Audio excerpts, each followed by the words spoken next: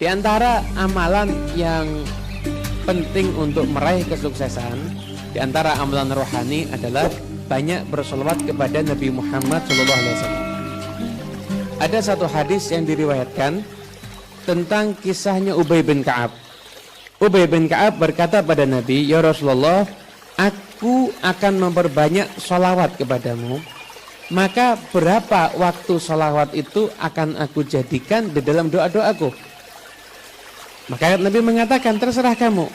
Ubay menjawab, "Ya Rasulullah, kalau gitu 1/4. 3/4 saya akan doa, minta mobil, minta rumah, minta semua hajat saya. 1/4-nya saya akan solawat." Lalu menambahkan lagi, "Bagus, kalau kamu tambah lebih bagus." Oke, setengah.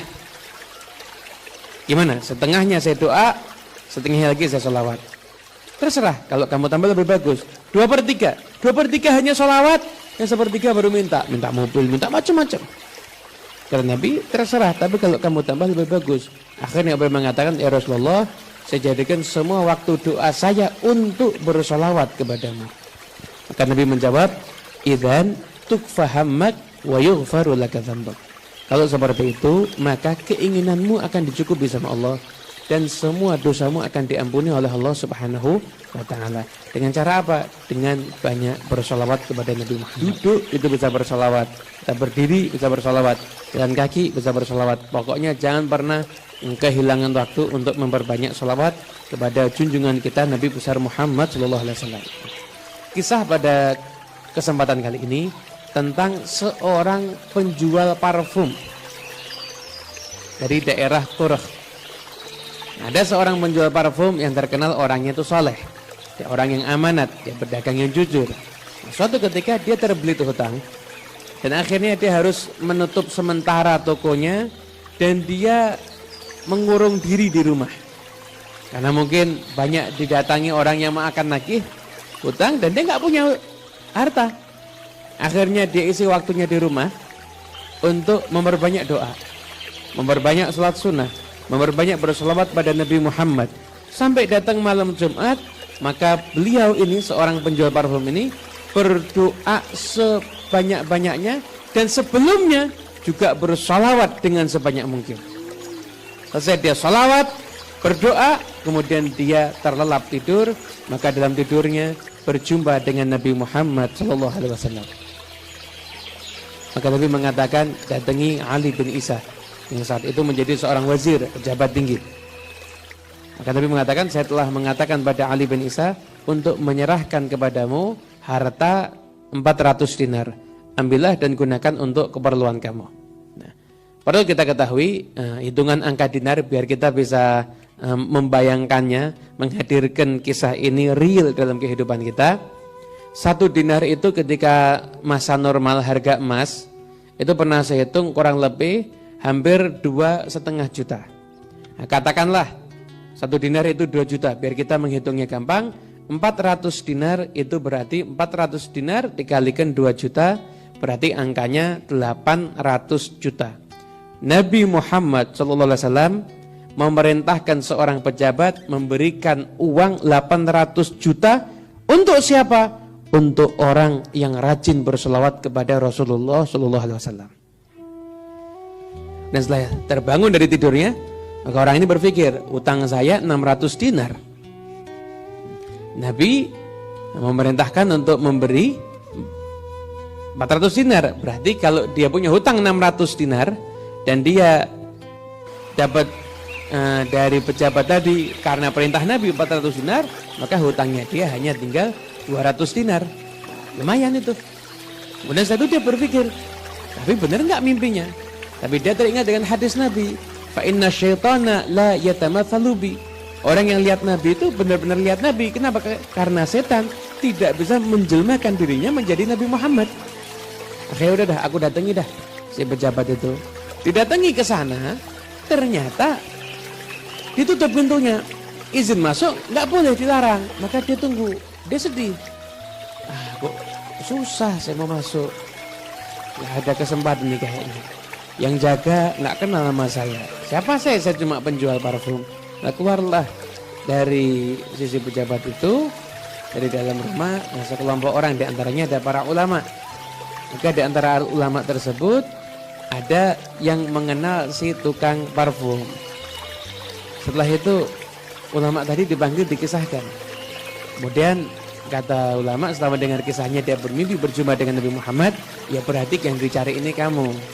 Ini si pejabat Ali bin Isa ini, si wazir, dia lagi cerita, dia mimpi berjumpa dengan Nabi Muhammad. Maka Nabi memerintahkan untuk memberikan uang sejumlah 400 dinar untuk salah seorang pedagang parfum yang ada di daerah Quraisy. Nah, siapa lagi? Kalau nyari pedagang parfum semuanya kan bingung. Ini pasti kamu yang dimaksud. Akhirnya kemudian setelah itu dikondisikan sampai akhirnya bisa berjumpa dengan Ali bin Isa. Ketika dia masuk ditanya, kamu siapa? Nama saya Fulan bin Fulan, saya Athar, seorang pedagang parfum. Jadi Quraisy ya? Ya benar.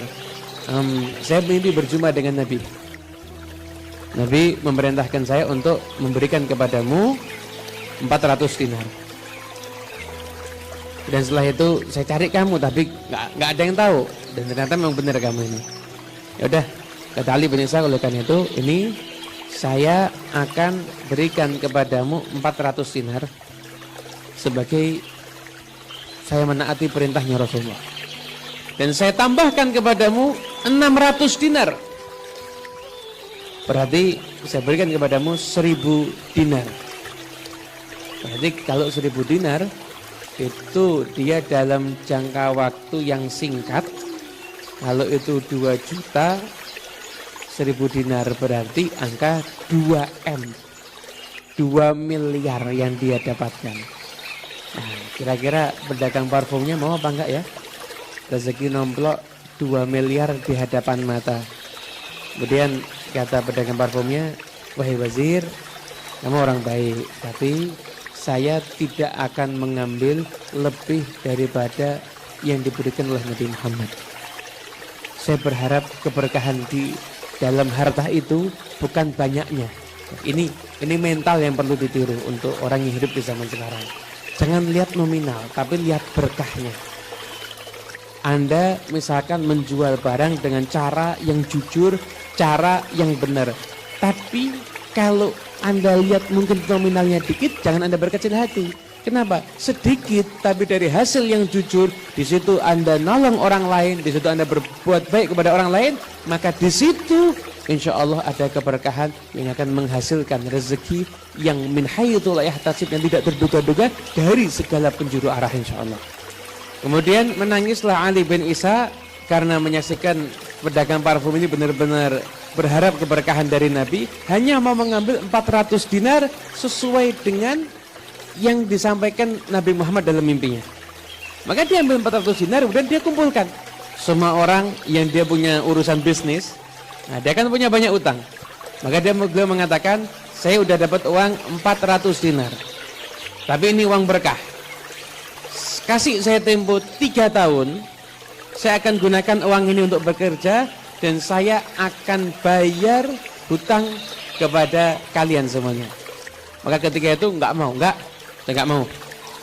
Kamu sekarang bayar uang kita dulu sebagian, setelah itu kamu pakai untuk kerja sebagiannya, enggak ada masalah. Oke. Akhirnya setelah itu dia mengumpulkan daripada orang-orang yang punya hutang tersebut, maka dibayarlah ketika itu 1/3 dari hutangnya total. Karena dia punya hutang itu 600 dinar, 1/3 adalah 200 dinar, dia bayarkan 200 dinar, dan 200 dinar yang ada, yang itu berkah karena itu dari Nabi Muhammad, maka dia gunakan untuk berdagang. Dan hasilnya belum genap 1 tahun, maka dia telah memperoleh harta sebanyak 1000 dinar.